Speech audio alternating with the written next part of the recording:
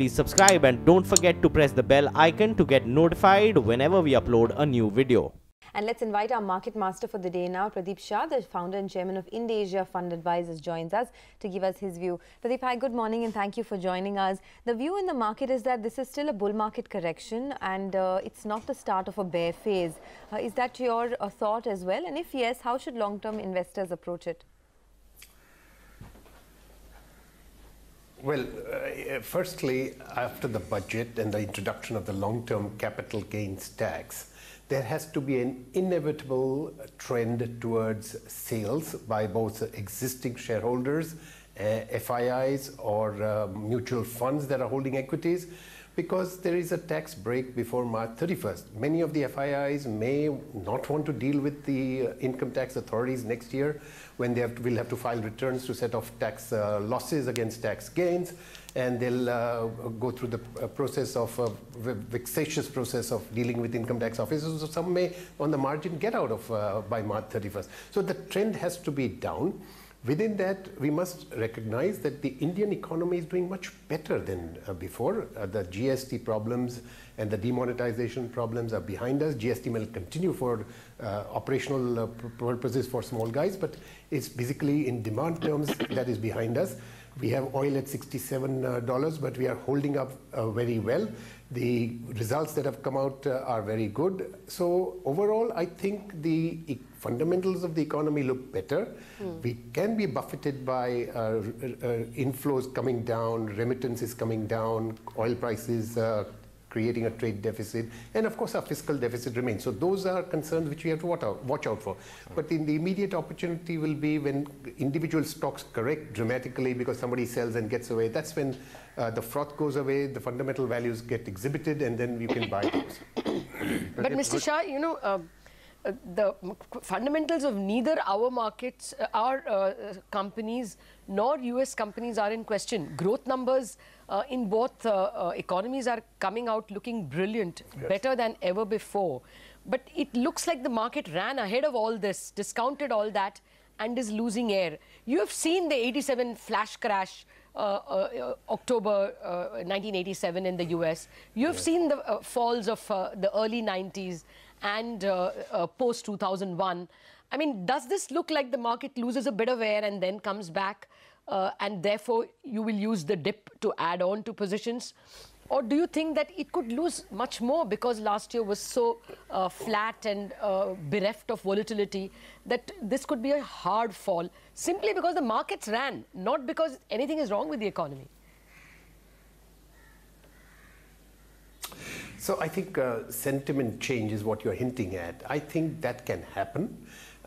One of the triggers could be the outcome of, or perception of the outcome of elections that are around the corner. We have 8 elections this year at state level and so on.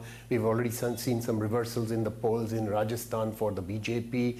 People have pinned a lot of hope on Prime Minister Modi and his government and all his initiatives.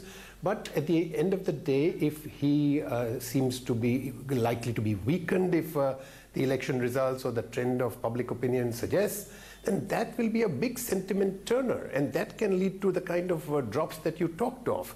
Likewise, in the United States, if there was a flutter earlier this week on account of interest rates, and if that calibration of interest rate increase along with reduction in purchases of treasury bonds and reduction in the balance sheet of the Fed is not handled well, similarly in Europe and similarly in Japan, that can cause quite a dramatic shift because those are interest-sensitive markets, and money flows can get allocated from equity to debt, and there can be correction in debt holdings in value, etc. And the yields, there can be a re-rating of price-earnings ratios, and the whole market can correct quite substantially. So you have to be aware that there are too many imponderables to make a complete prediction for the future, but one will have to react to developments as they come about. Okay. Pradeep, good morning. So what pockets of the market do you think would be the buying of, in the buying zone now after the kind of correction that we have seen? So, as I said, there is going to be inevitable selling before March 31st on account of the long-term capital gains tax. But within that, now I would look at individual companies first sector agnostic, because individual companies is what lead, from management, their products and their services and their competence in delivering those products and services and the growth that they're experiencing because of new product introductions or new service introductions. So that fundamental principle will remain, that you look at individual companies to invest in.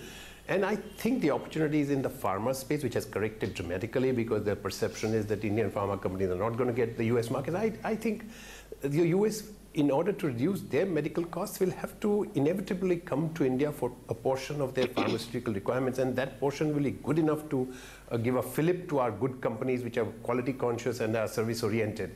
Similarly, you see the IT sector. I think some of the companies are doing extremely well because they've realized that it's not just body shopping, it's not just supplying people that is going to give them a future. It's providing solutions to their clients, and clients are realizing that Indian companies have that ability to provide solutions, both domain knowledge as well as technical expertise and the ability to package the two together and offer a complete solution. So I think that sector certainly will give opportunities. Similarly, in the consumer product sector, if there is greater correction for whatever reason, there may be opportunities, because India is a growth economy at the end of the day. We will continue to see growth and an unsated economy, so there will be demand for consumables, consumer durables, and so on. I'm quite optimistic about India. I think there are clouds on the horizon in terms of the politics and the oil prices and so on, but we can cope with them if we address them well. So what are your expectations as far as the earnings growth for the next year is concerned? For FY19, are we looking at, say, high teens growth, or what are you forecasting? Yes, the leading companies would grow substantially. We are talking of a growth rate of 7 to 7.5% in real terms, which may translate to about 11.5% in nominal terms. The leading companies should grow between 11 to 20%, without doubt. There will be, and some with new product introduction all can do dramatically well.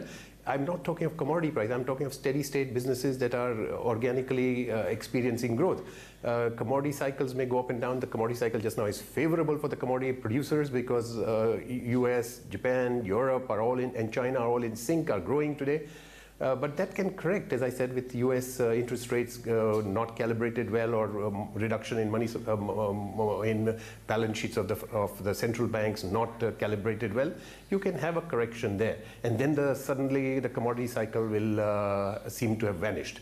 So I would say just steady state businesses that have good products, good services, they will do well. I have no doubt about it in India. By the way, the market is showing pockets of recovery. Look at the big rally right now.